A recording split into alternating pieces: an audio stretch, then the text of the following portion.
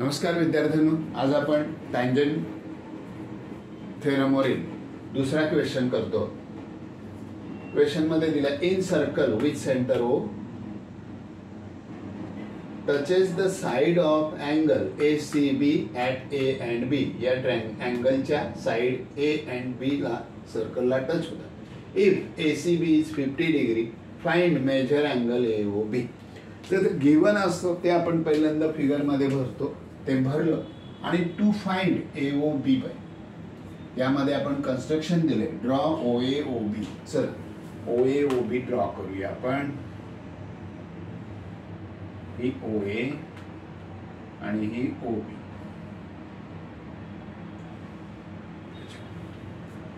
ठीक आहे. Find angle, हा अँगल विचारले क्वेश्चन मध्ये झालं, ड्रॉ केली. आता आपण बघूया सोल्युशन मध्ये. बघा विद्यार्थ्यांनो, या फिगर मध्ये आपल्याला बघा OA रेडियस आहे आणि CA टँजंट आहे. मग आपल्याला त्याची प्रॉपर्टी माहित आहे. त्यांच्यामध्ये कितीचा अँगल होतो? 90 डिग्री. इथे पण नाही. मग इथे फक्त असं लिहूया OA perpendicular to AC.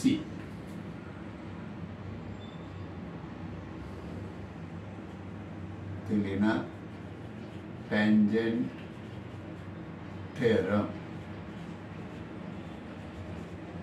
Therefore, angle OAC is equal to 90 degree.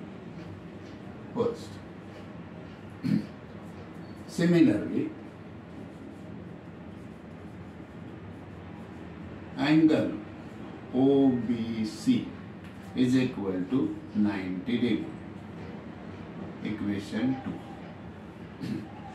Therefore, in quadrilateral AOBC, angle OAC plus angle ACB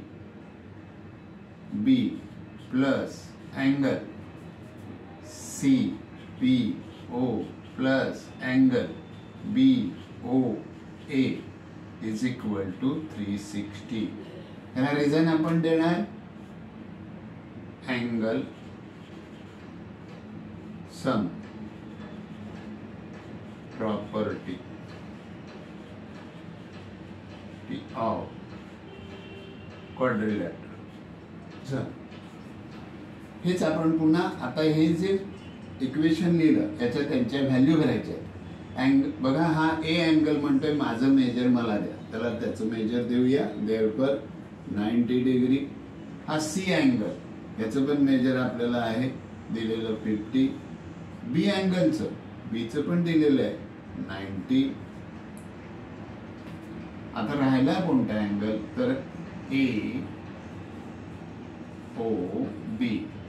is equal to 360 degree. चला बघा 9 + 9 18, 18 + 5 23 म्हणजे 230 plus angle AOB is equal to 360 degree. Angle AOB is equal to 360 degree minus 230 degree. त्याचे नेहमी vertically addition subtraction करा. मी direct लिहू शकलो असतो, पण तुम्ही हीच सिस्टीम वापरा. 0 चं 0 3 1. Therefore, angle AOB is equal to 130 degree. Finish.